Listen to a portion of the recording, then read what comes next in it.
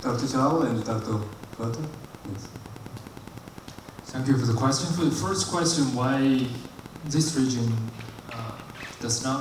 did not develop interdependence, I think, especially compared with the European experience, I think one major factor is the existence of a common threat.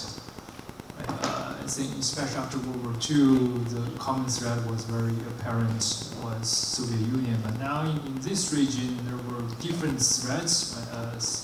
North Korea is seen as a major threat by some.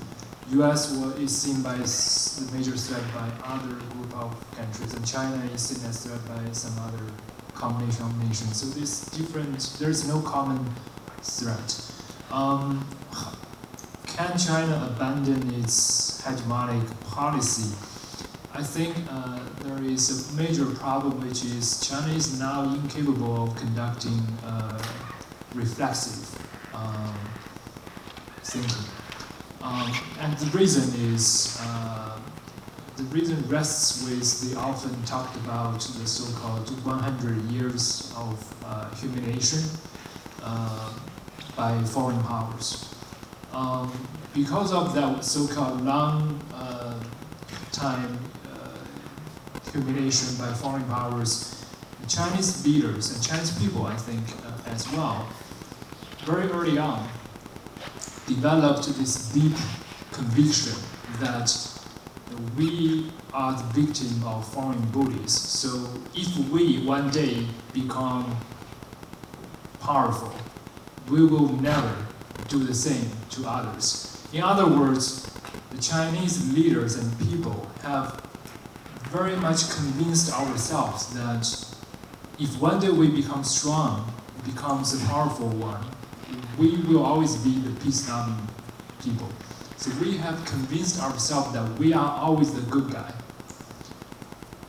And it's harder and harder for us to understand why our behavior of defending our interests could be seen as provocative and threatening in the perspective of others.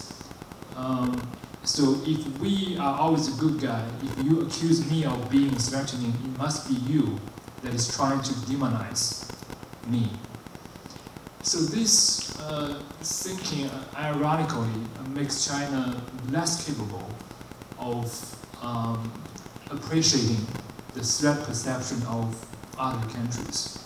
And again, many other factors, including the closed domestic environment, makes free debate much harder to take place in China. All those contributed to difficulties for China to change its behavior, and sad to say. Dr. Prater? Thank you. What I want to emphasize is that I don't want to see the nuclear free zone on the Korean Peninsula. I do hope to see the nuclear free Korean Peninsula. So there is no nuclear nukes in North or South Korea. That is that's what Japan is hoping for.